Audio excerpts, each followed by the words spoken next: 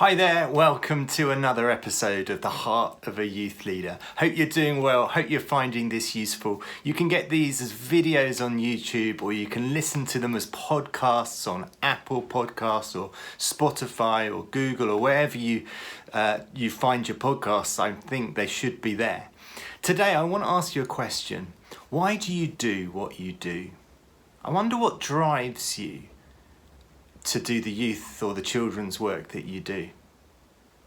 I wonder what drives you in who you are and how you live. I want to take us to a psalm today, Psalm 8. It's a beautiful, full, packed with goodness psalm, but I just want to focus on two verses. Now, this is a psalm of David, and it really helps us to hear what his motivation is, what drives him. This is what it says in the New International Version. Verse 3 and 4 of Psalm 8. It says, "When I consider your heavens, the work of your fingers, the moon and the stars, which you, God, have set in place. What is mankind that you are mindful of them? Human beings that you care for them." Now bear in mind that this was written, and this is a prayer that David prayed before Jesus came. And he's going, God, when I look at the sky, when I look at the stars, when I look at all of creation, who are we that you care about us? And I can imagine God hearing this prayer going, David, you've not seen anything yet. Just imagine what's to come. It's going to be unbelievable when Jesus comes.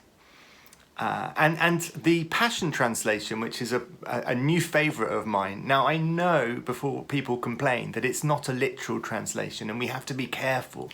But what I love about it is it does help to get the passion across, God's love for us across. Just listen to those two verses in the Passion Translation.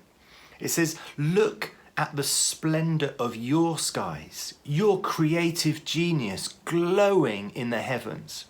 When I gaze at your moon and your stars, mounted like jewels in their settings, I know you are the fascinating artist who fashioned it all.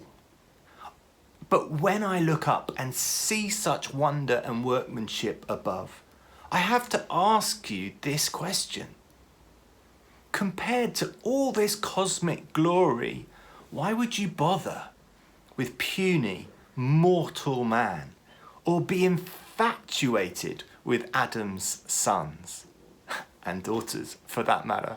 And it's a great point, isn't it? And it's really important that we realise in the scheme of things in the world how insignificant we are, and yet God loves us so much. We can take a moment to look around us at our environment, at the creation. When it's dark tonight, go outside and look up.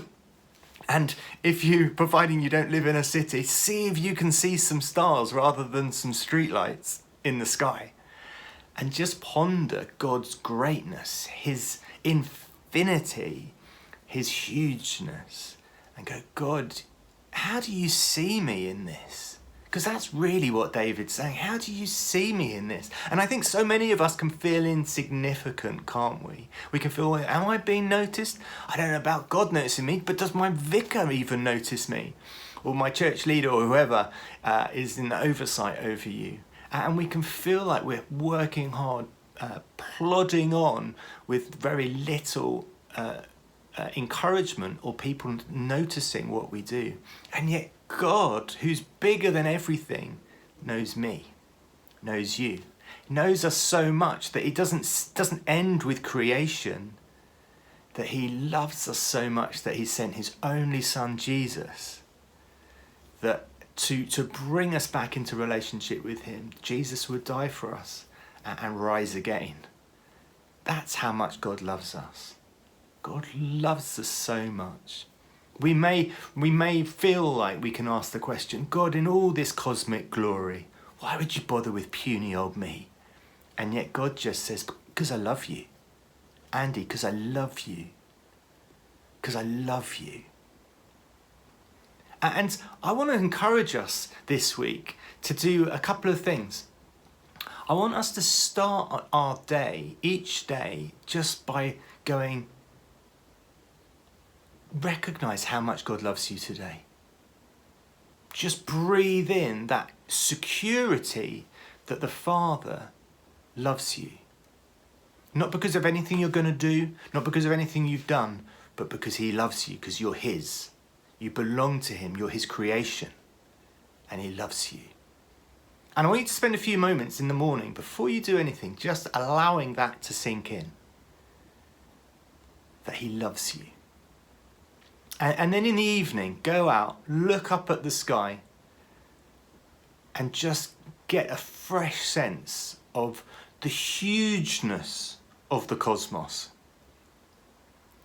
Saw a great picture recently a friend of mine took out of his window one evening where he could see what he thinks was Jupiter and Saturn on this photo. Now to me it could be anything because I'm not into that kind of stargazing in that way. But isn't it amazing what you can see if you know what you're looking for? And we need to know what we're looking for. We need to trust God. We need to be obedient to him. But most of all, we need to know how much he loves us, how much he delights in you.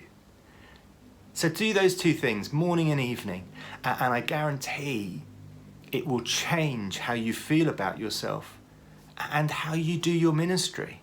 Because the love that God has for us, we get to pass on to those that we work with and we lead. Go for it.